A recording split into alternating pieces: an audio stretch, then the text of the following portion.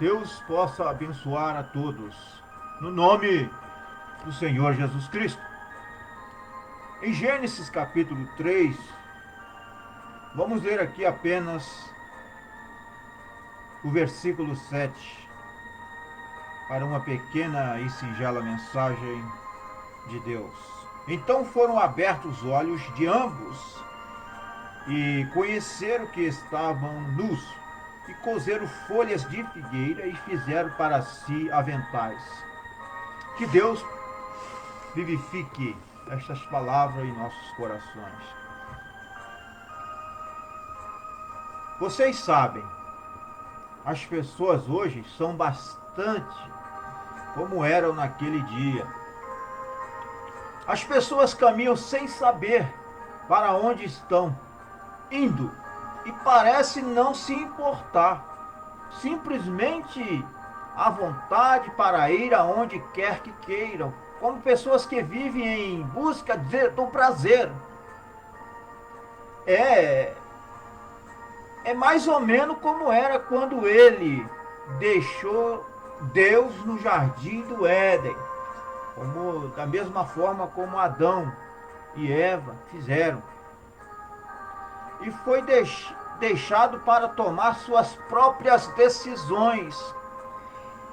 Ele pura e simplesmente deixa Deus fora do quadro e vai para onde quer que deseja, como que louco por prazer. Essas são as atitudes dos homens, dos seres humanos. E ele não mudou muito em seus pontos de vista, ele não mudou muito em suas ideias.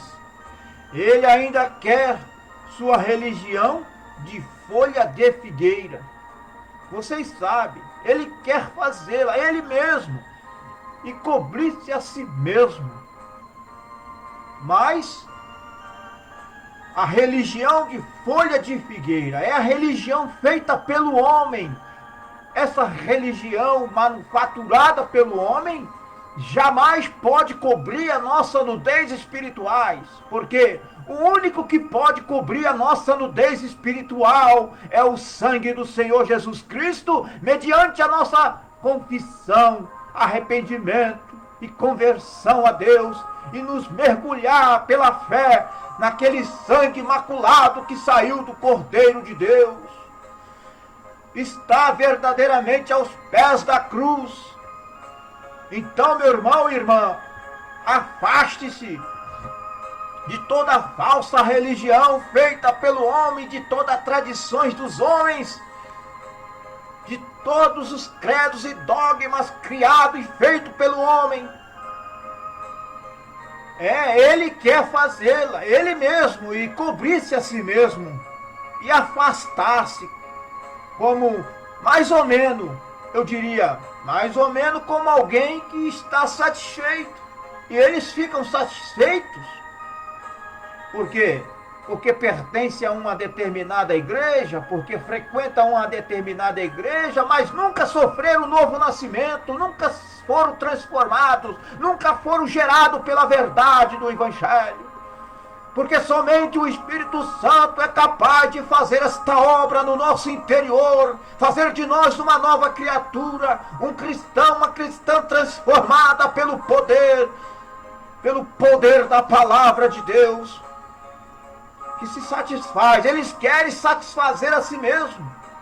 Se essa palavra soa de modo sensato, ele está se fazendo crer que está satisfeito, quando no fundo da alma ele sabe que está errado.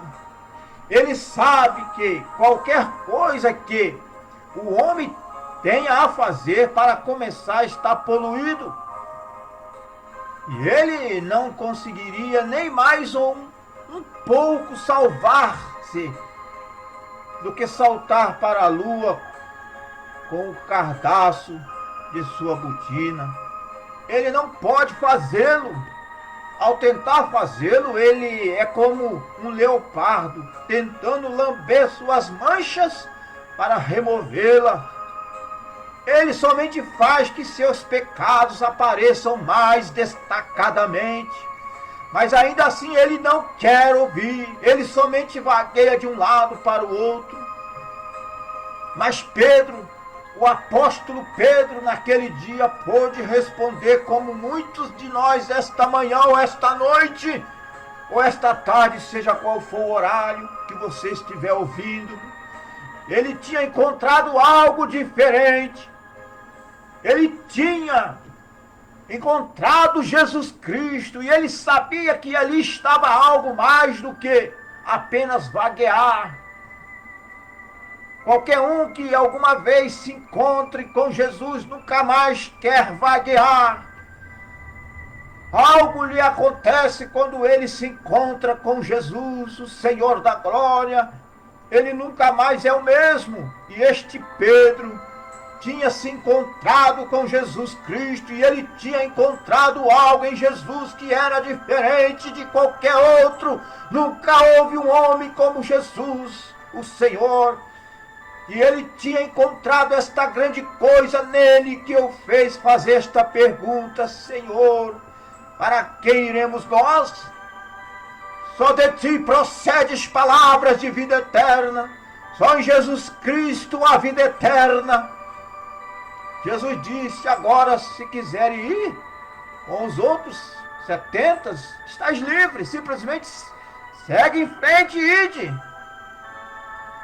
Mas Pedro disse: para quem iremos nós? Para quem poderíamos ir? Porque somente tu tens a palavra da vida eterna. Ninguém mais a tinha senão ele, o próprio Deus, vida eterna. E Pedro tinha estado com ele por tempo suficiente e tinha visto seus milagres e sinais e maravilhas. As maravilhas de Deus operando através deste ministério vindicado por Deus na pessoa de Jesus Cristo.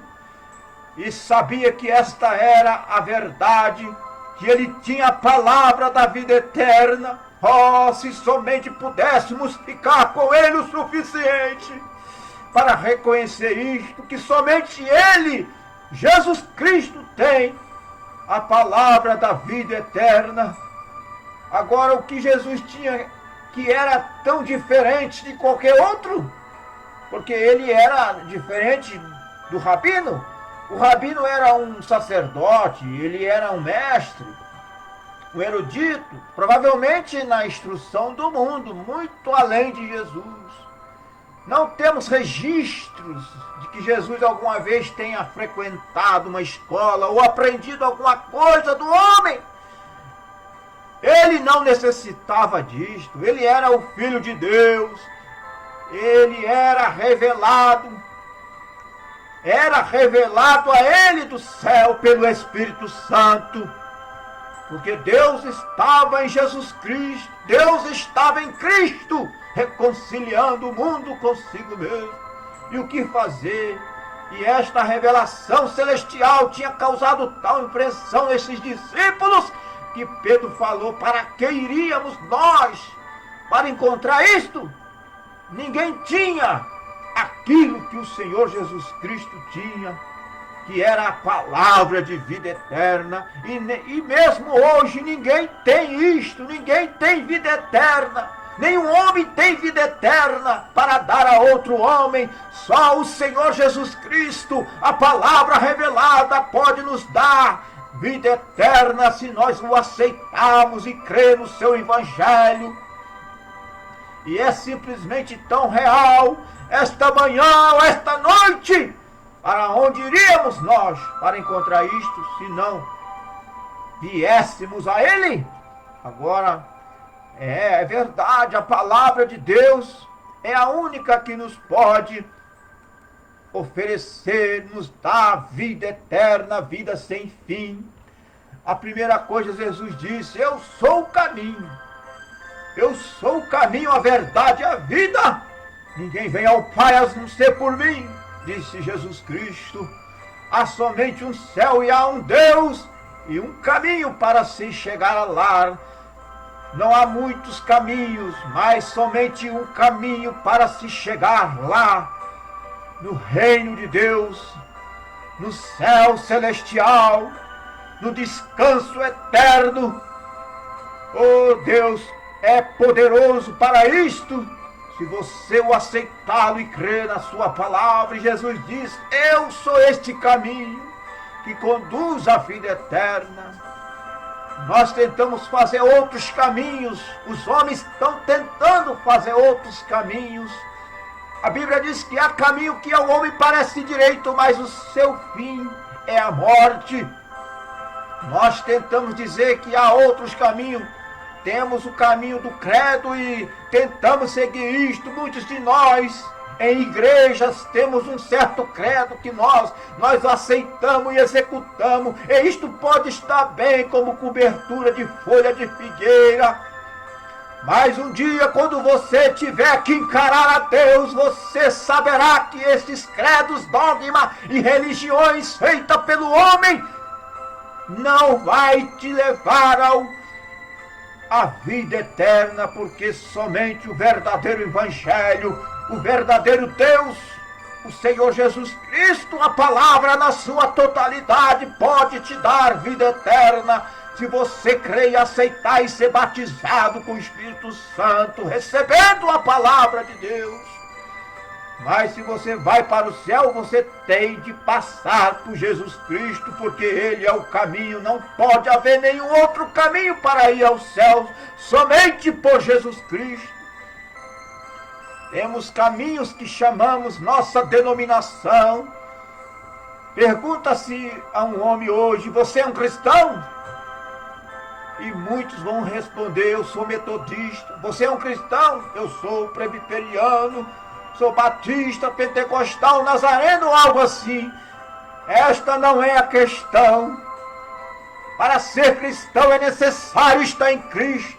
E há somente uma maneira de se entrar em Cristo. E não é através de credo ou através de igrejas, mas através do batismo do Espírito Santo.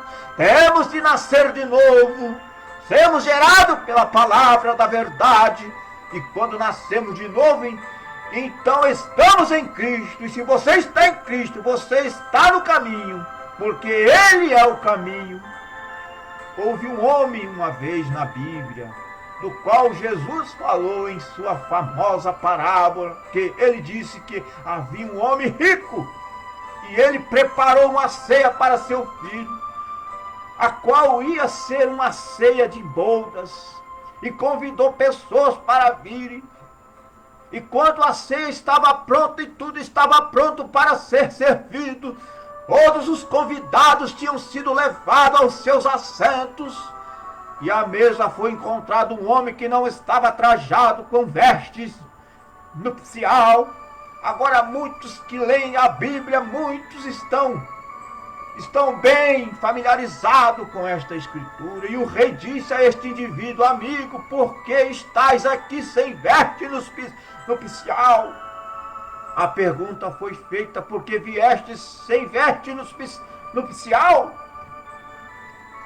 E notaram vocês, a Bíblia diz que ele emudeceu, ele não teve nenhuma justificativa. Agora tive o privilégio de estar em lugares no Oriente, o profeta de Deus dizendo, ele esteve no lugar Oriente e assim assistir casamentos orientais. Eles não mudam os mesmos costumes por milhares de anos. Ele conta ao profeta de Deus nesta mensagem: para que iremos nós? Ele fala a respeito dos costumes lá do Oriente, quando lá uma ceia de casamento a ser celebrada, em honra de alguém, o noivo fornece veste para todas as pessoas que entram, porque seus amigos consistem de pobres, ricos e medianos, mas a cada um que ele convida é dado convite, e este convite tem o nome do noivo nele, e ele traz este convite à porta, e há um porteiro que fica junto à porta, e ele tem as vestes. Portanto, o homem chega muito bem vestido e o porteiro põe uma veste comum nele.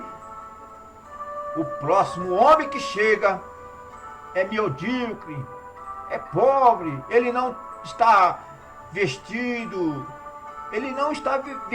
muito mal, mas ele recebe o mesmo tipo de roupa que o rico recebeu. Então o próximo indivíduo que chega, sem dúvida, que tendo sido convidado à ceia e tamanha honra para seu amigo, mas ele levou suas roupas, fez tanto para se aprontar, mas ele somente fez isto em vão. E assim nós não há nada que possamos fazer acerca disto. Deus proveu nossa salvação através de Jesus Cristo, e não é pelo que possamos fazer ou por quantas coisas boas que possamos fazer. O que está bem, nada a dizer contra isto, mas pela graça sois salvos por meio da fé. E isto não vem de vós, é dom de Deus, não vem pelas obras para que ninguém se glorie, porque somos feituras suas, criados em Cristo Jesus, para as boas obras, quais Deus quer que andéssemos. Nós temos que aceitar a palavra, receber a palavra de Deus.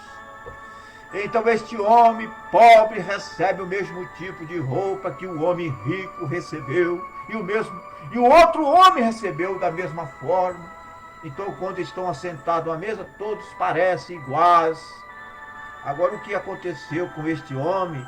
O que aconteceu? Ele emudeceu, porque ele tinha subido por uma janela ou entrado por uma porta lateral. Ele não tinha passado por Jesus Cristo. Ele não tinha entrado pela porta que é Jesus Cristo, a verdadeira porta. Jesus Cristo disse: eu sou a porta. Quem entrar por mim salvar-se-á, entrará e sairá e encontrará pastagem. Por algum outro caminho? Ele havia entrado por algum outro caminho, além do caminho provido para ele, e ele tinha ficado sem receber a roupa. E é assim que vai ser no dia do juízo. Há outros caminhos, há caminhos de igreja, há caminhos de credos, há caminhos de diferentes coisas. Mas Jesus disse: eu sou este caminho, eu sou o caminho. Em João capítulo 10, ele diz: eu sou a porta do curral das ovelhas. E as pessoas hoje, do mesmo modo que eram naquela época, elas simplesmente recusam-se a tomar este caminho. Elas querem seu próprio caminho. Muitos líderes também querem seus próprios caminhos. Eles pensam que é igualmente bom. Então, mas somente Jesus Cristo, a palavra de Deus, é o verdadeiro caminho, o caminho que nos conduz à vida eterna. Então Deus tem provido, feito para nós este caminho. Agora é assim que as pessoas fazem com o cristianismo.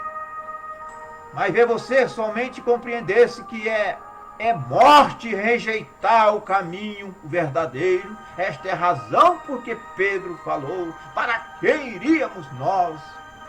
Porque somente tu tens vida eterna. Tu és o único e o único caminho que Deus estipulou, e isto é vida eterna para todos aqueles que crê, recebe e estão dispostos a caminhar neste caminho, a palavra de Deus. Agora devemos recordar que Ele é o caminho, e se você está em Cristo, você entra em Cristo, ao nascer em Cristo. Agora não adianta dizer às pessoas o caminho, e qual é o caminho, a não ser que se diga como entrar nele. Você nasce em Cristo, você se torna uma parte dele, você se torna uma nova criatura, ou uma nova criação, quando nasce no reino de Deus, você se torna parte de Cristo. O profeta Brana, ele nos diz: eu nunca me uni à família Brana, eu nasci na família Brana. Quando eu nasci na família Brana, eu me tornei um Brana por nascimento. É assim que você se torna parte de Cristo. E a mesma coisa, a maneira como entrar no caminho pelo novo nascimento. Isso mesmo, essa é a verdade. É isto que se entra no... É assim que se entra no caminho. Jesus disse: eu sou o caminho. Poderíamos permanecer muito longo tempo nisto.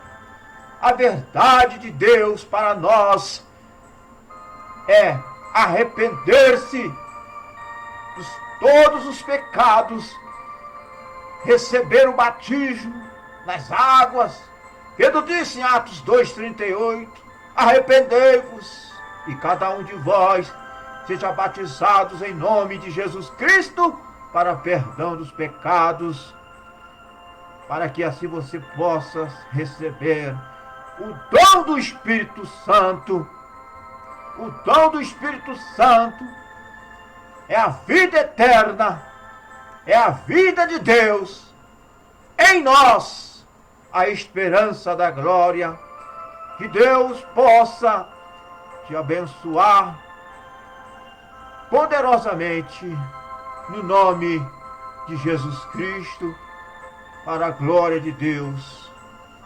Seja abençoado, abençoada, em nome do Senhor Jesus Cristo. Amém.